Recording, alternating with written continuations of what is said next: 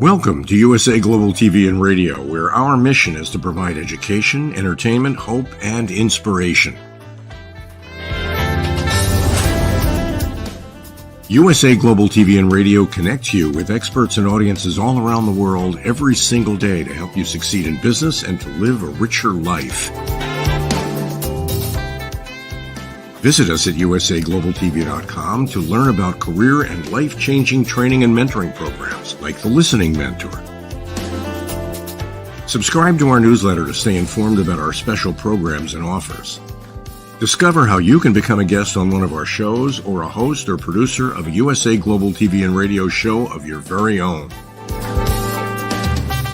That's USA Global TV and Radio, where the doctor is always in.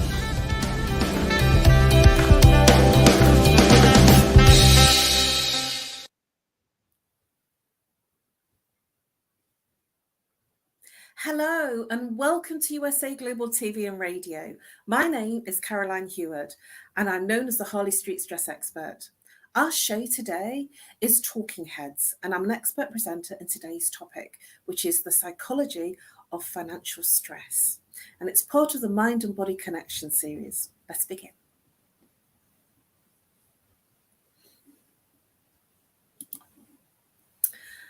I'd like to start with a quote from Paul Clitheroe to really set the scene of this presentation today.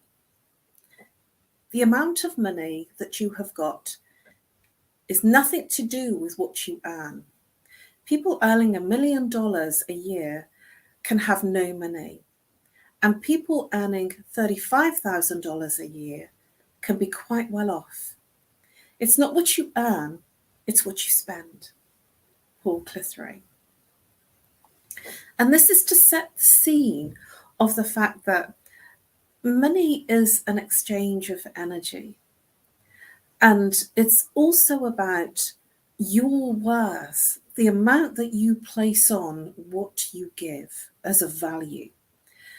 And if you are giving it all away, then what will happen is people will value what you do even less. So there's a double-edged sword here about giving away and helping people, and then being of value to yourself and others in terms of how much value do you place on helping people or doing what you do in that exchange of value. Also, the note, the bank note actually has certainly in England, I'm not quite sure in other currencies, but in England, the banknotes say, I promise the bearer of. It's a promissory note. And the fact that we've moved very much into a digital type of economy, especially in our current times globally, that digital economy almost sees less of that banknote and more an exchange of the digital exchange of value. And I somehow feel that it's almost easier and quicker to spend that digital currency where you're not actually exchanging a physical note for a physical thing, service. It changes the way that we can become quite frivolous with how we spend.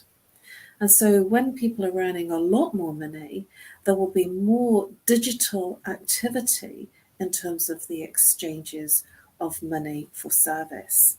And we can kind of lose track unless we keep track of it. It's always easier just to tap the card because we don't have to dig out the notes. And when you tap your card for chip and pin, when that revolution took place, it suddenly made spending go through the roof because people weren't looking at what was in their wallet or purse. And so this is to look at the psychology of how we spend and what our view is of how well off we can be or not be. Paul Clitheroe actually highlights something that's very key in this presentation, because people earning multi-million pounds dollars will have just as much financial instability as somebody earning much less. So let's look at financial stress and the words that we associate with financial stress.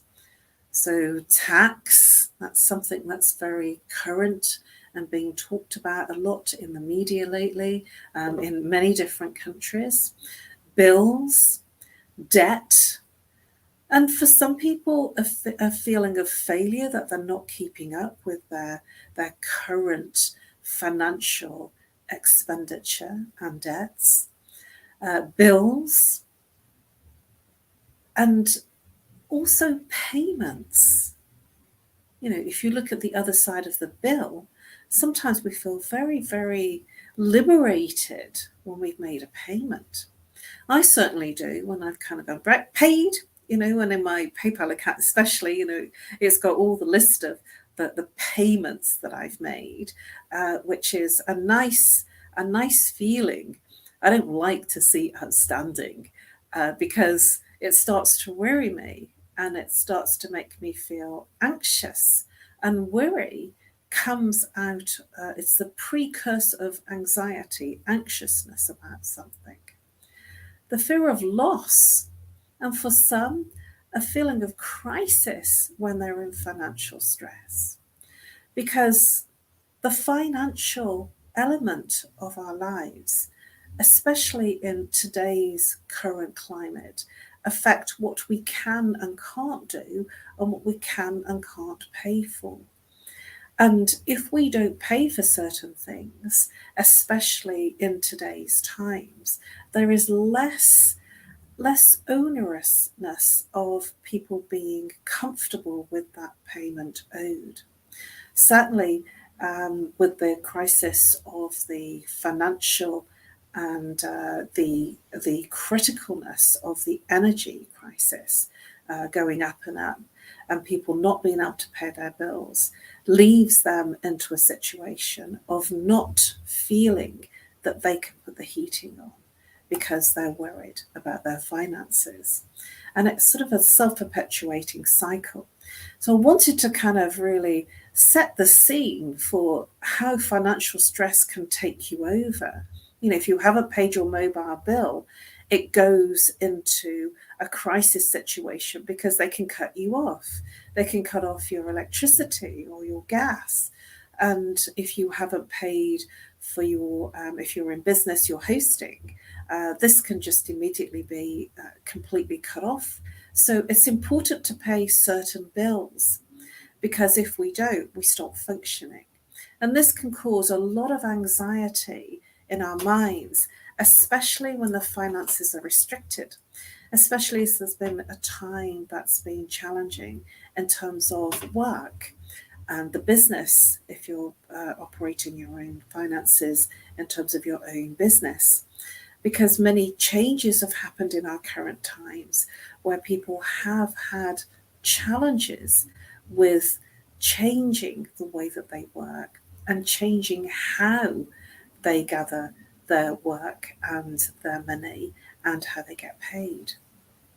Many businesses are no longer functioning the way they were in our previous times before our changed world, pre-2020. And this has created unbelievable stress globally, worldwide, in many countries.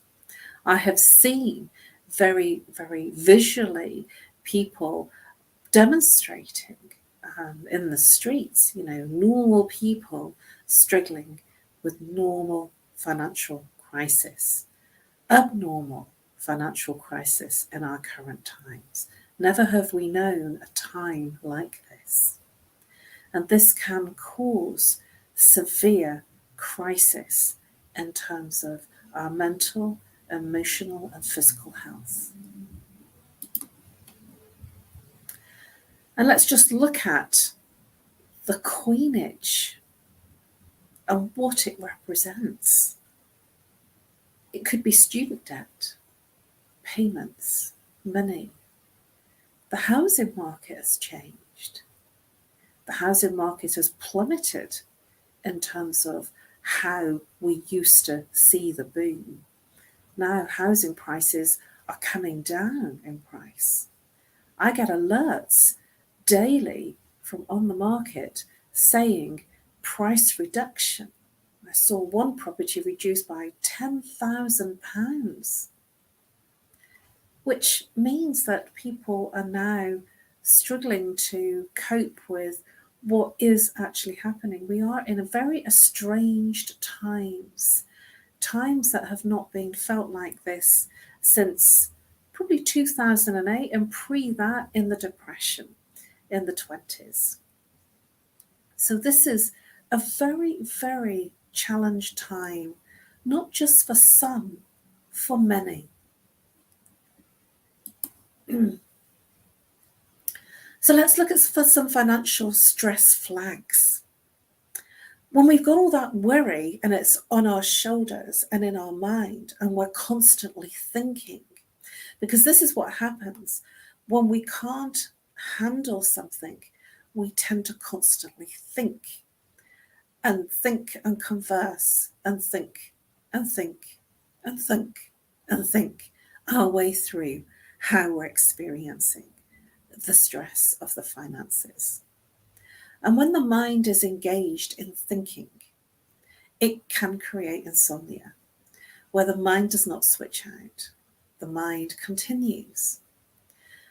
And this is a sign when we've shut down the feelings and emotions and we move into what I would call autopilot. So we're going through the motions without the emotion. And sometimes for some people, they might get a bill and it goes into the drawer unopened, or they get a notification in their inbox and they know that's a reminder for something that needs paying and they ignore it.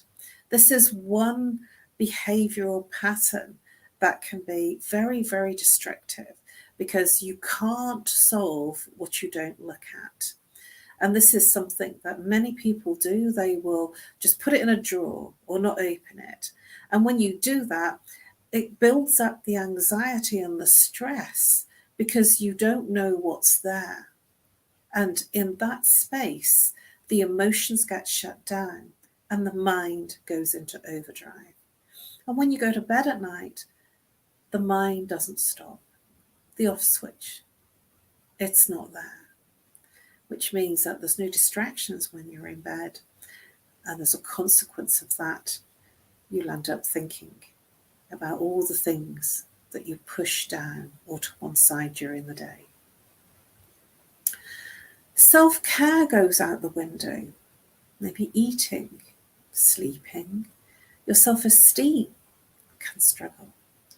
Because when we have the weight of the world on our shoulders in terms of the financial stress, it can have a deep impact in terms of the way that we carry ourselves, the way that we walk, the way that we talk.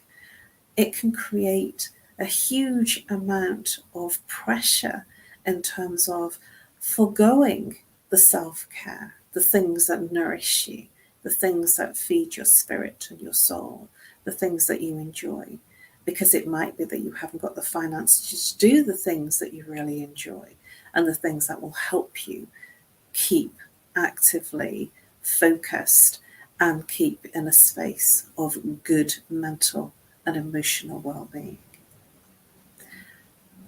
Weight. We gain weight in our body because generally there are issues in those different areas that we're not coping with. And weight gain in the solar plexus area, so that's the upper abdomen, can definitely be attributed to issues in life that you're not in control of. And it's a protection mechanism. So when there's weight gain in the solar plexus area, that's the upper abdomen, above the belly button and just under the rib cage. This area is where we're not feeling in control of things. And certainly finances are spiraling out of control and the bills are mounting up. This is a sign where the weight can come on. Or for some people, there may be weight loss, where they're not able to function in their normal daily activity and their body starts to shut down. And so they don't eat, they're not sleeping, and the weight drops off. So for some people, it's a gain of weight. For some people, it's a dramatic weight loss. Physical pains. Now, financial stress affects the root chakra. And the root chakra is where the base of the spine meets the genital area. This is responsible for our finances, our security, our foundation, and our stability. And so the root chakra, the adrenaline gland, is responsible for our fight or flight. It's also responsible for our energy, reserve or non-reserve of energy. Now, the root chakra is also related to the blood, the skeletal, so that's the bones, the blood, high blood pressure, low blood pressure. It's also related to our hair, our skin, and our nails. So this is where there can be outbreaks of eczema, psoriasis, of skin problems, hair problems, hair falling out, or known as alopecia. It can be where hair goes very brittle and dry, or just when you're having those bad hair days. Skin problems like eczema, psoriasis, and also boils, blackheads, and where the skin just is not looking very good at all. Physical aches and pains. It will affect the low back, so low back pain, prolapsed discs, arthritis in terms of inflammation in the different areas. If there is inflammation in the thigh area, the hip area, that is restricting your movement to move forward in what you desire to do, because there will be restrictions in your life with financial stress. And so with that restriction, that means that the body will start to malfunction and start to turn in on itself. With blood pressure, high blood pressure, low blood pressure, this can affect the heart, and this can affect also the thyroid gland in terms of being able to express how you're really feeling and thinking, because for a lot of people, financial stress carries an awful lot of stigma and shame. Let me tell you, in our current times, there is no shame if there is financial stress, because many people, even people that are earning tons of money, even multimillionaires, are feeling the strain of the financial crisis that we appear to be in right now. And it's being pushed further and further, deeper for many people. And in understanding, rather than treating physical ache and pain, or if your blood pressure goes up, taking blood pressure tablets, sometimes I feel it's good to know why. It's good to have some understanding of, hey, that makes some sense now. My blood pressure has been up since the world changed.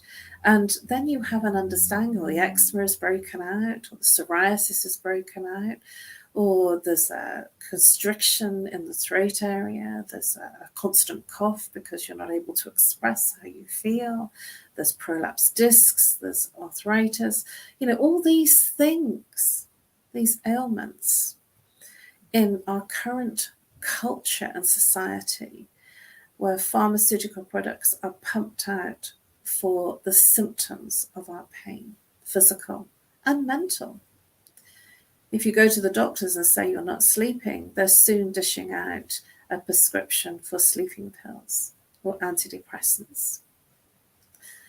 And this can cause a negative effect, because it's not that it's not good and helping you. In one way, it's helping you with the symptoms, and it's not looking at the root cause. And that's what this presentation, this session is about today. To look at why. Because we probably wouldn't be putting the insomnia and the physical ache and pain and the weight loss, weight gain, the self-care issues, the self-esteem issues. We probably won't be putting that together with the strain of our finances. because we just have to get on with it. And many people haven't been able to get on with it. And so in our current times, there's been huge changes in terms of people's mental health and people's emotional well-being.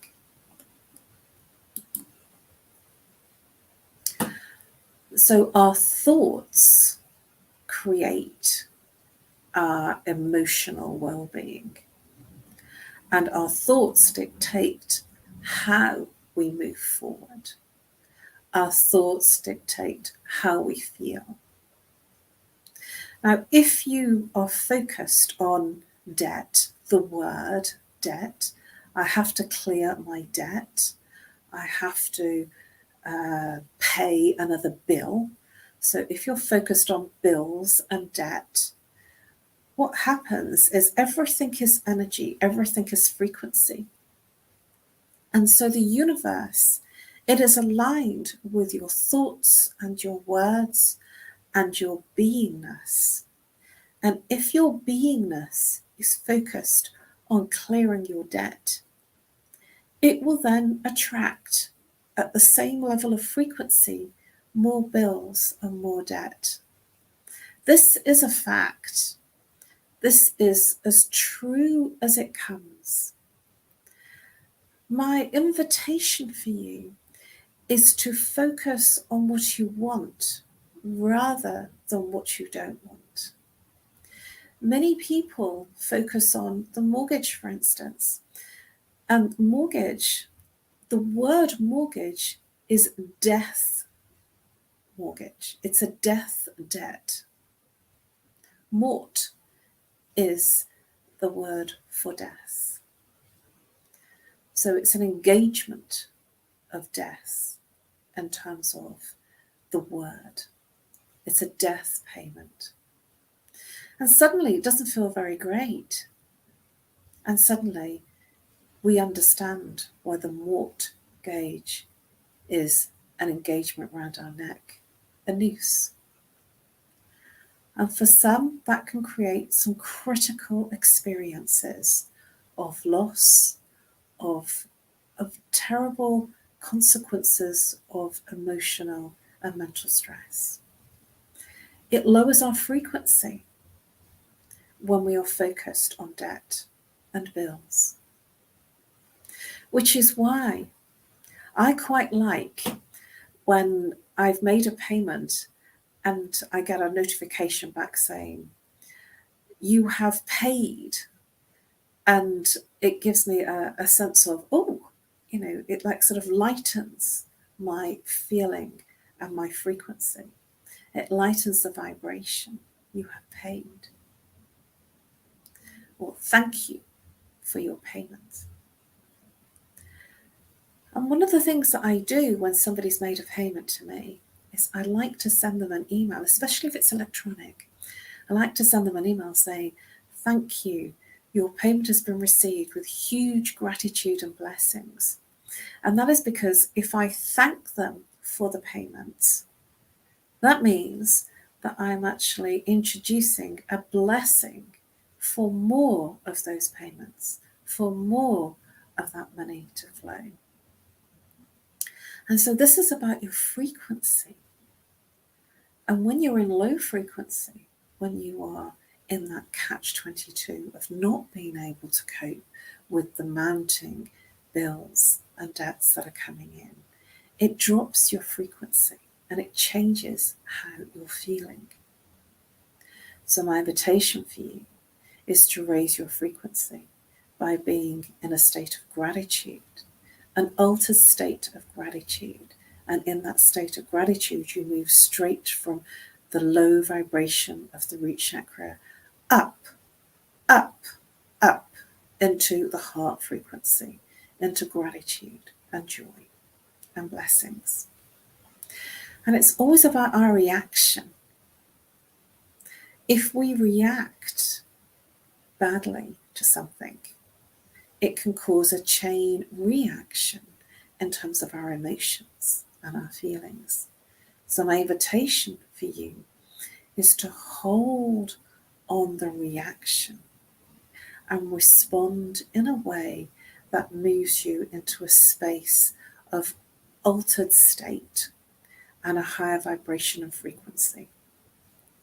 We're all in this, especially in our today's times, we're all in this change of managing the finances and how we manage them.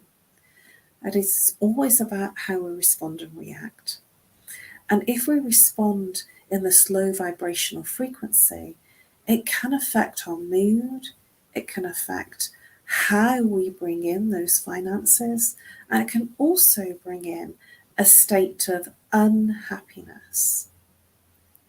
Yes, a state of unhappiness, an unforeboding, and a place of unforgiveness that we haven't managed what we think we should manage. So rather than reacting, my invitation is to hold, take a breath, pause, and respond from a place of altered state, of higher vibration frequency from the heart space. What are you learning from this experience? And what are you going to do to change things?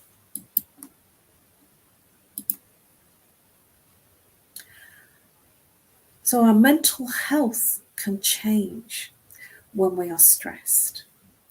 When we are stressed, our mental health deteriorates. And this then creates a difficulty in managing money and managing our finances, because we take our eye off the ball, because the stress becomes over-encompassing, it becomes overbearing, and the stress resides in the mind. And when we calm the mind, we calm the stress. But while the stress is unforgiving, the mind goes round and round and round with what we're thinking and what we're worried about and what we're getting anxious about, which then makes the mind very full to be able to handle the managing of money, the managing of the finances. And we could be missing things without even realizing it, which leads to financial difficulties and problems. I'd like to give a quote by the Vietnamese Zen master Thich Nhat Hanh. He says, "It is not impermanence that makes us suffer. What makes us suffer is wanting things to be permanent when they are not." Thich Nhat Hanh. This beautiful, beautiful man, he set the scene for helping people in the Western culture understand much about Buddhism and the way that it operates, and the way that when we think that something is permanent and it changes, and this is what I mean by impermanence, when things change. Some people don't handle changes very well. And the Tibetan culture work on this principle, this dharma of impermanence. And impermanence, if we look at everything not being permanent in that state of being, when we look at the non-permanency of things, then if we are in a financial state of difficulty, it might not be permanent, because there is a dharma of impermanence. Things change. And because things change, we can then adapt. And so the financial difficulties may not last as long as we think they're going to last. And it's not the end of it all. It could be a place that we decide to make a change, have a focus on what is causing the challenges. And when we clear out things, clear out paperwork, it's amazing what a freedom of clarity it can give you. It might be that that challenge is not as great as you thought it was in the moments going into the future. It's only in that state at that current moment. It's not impermanence that makes us suffer. What makes us suffer is wanting things to be permanent when they are not. Thich Nhat Hanh. So I have some tips and some invitations to change your state of beingness, to step into a place of mindfulness. Now, mindfulness is very much a Tibetan Buddhist way of being, which is caught on in a huge way in Western culture. I actually don't use the word mindfulness very often to my clients, because if I said to a banker or a trader or a stockbroker, we're going to do some mindfulness now, they would say, no, my mind is full. I don't want any more. And I find that that's quite funny. So I have a little bit of a tongue-in-cheek skit on mindfulness by saying mindlessness. We're going to look at how we lessen the mind of thoughts and matter. And to move into a state of mindfulness or mindlessness, my invitation for you is to come out of the mind by being in your present moment, by being in the moment of the very moment that you're in. And it's quite powerful when you step into that place. Sounds can be heard that you didn't hear before. You see things that maybe you didn't see previously with your mind's eye. You will feel things differently. And that feel is a sensory feel. How does the wind feel on my skin? How does the sun feel in my hair? How does the laughter feel on my ears? How does the water in the shower feel on my back? Mindfulness is really moving out of the mind and into your sensory being.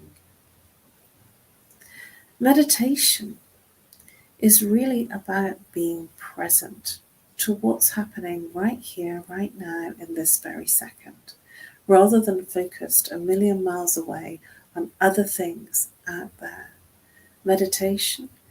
Some people think that they have to sit cross-legged on a mountaintop and sit, in complete silence. But actually, meditation is when you go into a full state of being present in whatever you are doing. That is a meditation. That is a living meditation. So I cook in meditation. I dance in meditation. I chant in meditation. I shop in meditation. I prepare food in meditation. I shower in meditation. I put my makeup on in meditation. And I laugh in meditation. Everything is a meditation when the thoughts are nowhere else apart from what you're engaged in doing. Exercise feeds your body. When you exercise, when you take a walk in nature, or when you exercise at the gym, or run on the spot, or dance, any form of exercise will take you out of the mind and bring you fully present into your body. Music. Have you ever put on your favorite record and suddenly your favorite song brings back memories and makes you feel more present and takes you back to a time that was wonderful, that was fulfilling?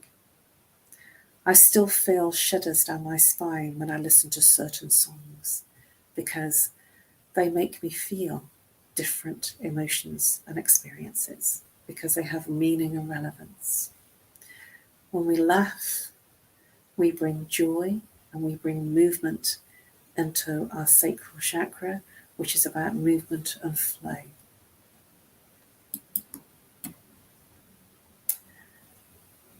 I wanted to celebrate Thich Nhat Hanh with another quote from our esteemed Zen master. Hope is important because it can make the present less difficult to bear. If we believe that tomorrow will be better, we can bear a hardship today. Thich Nhat Hanh. Hope is important because if we can make the present moment less difficult to bear, if we believe that tomorrow will be better, we can bear a hardship today. These wise words from this Vietnamese Zen master. Rest in peace, Thich Nhat Hanh.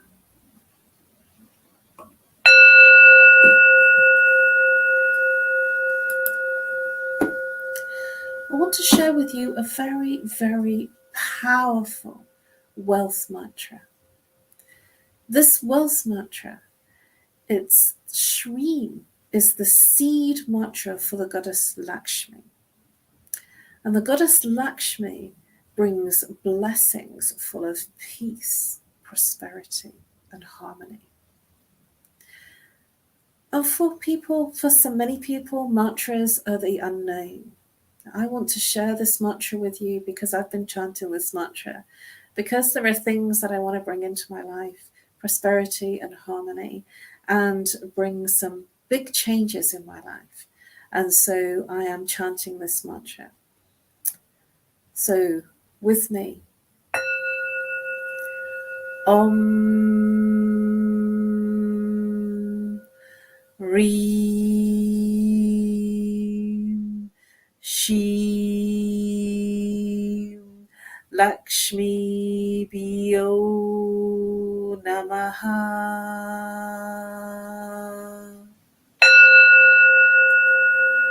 Om Reem Shri Lakshmi Bhyo Namaha.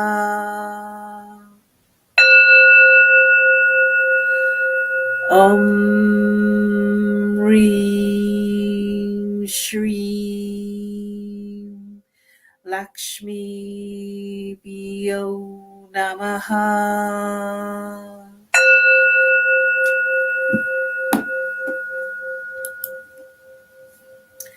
Thank you for your interest and your attention.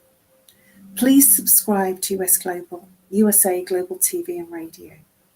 You can find all of our Talking episodes under the playlist Talking Heads 2022 for last year and 2023 for this year.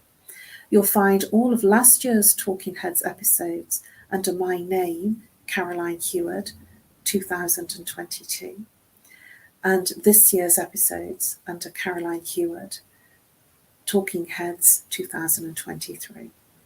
Please do reach out to me if I may be of service to you. I offer a free consultation over Zoom, over on a call, or Skype. If you're shy, please call rather than video. If you're local, if you're international, +44.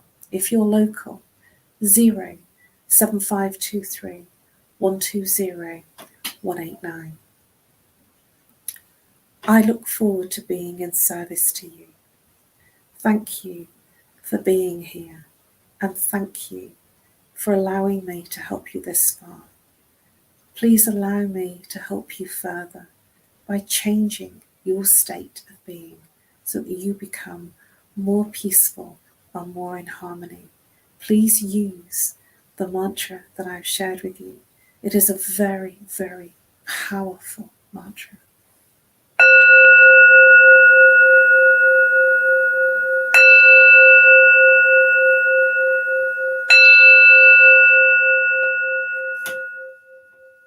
Namaste.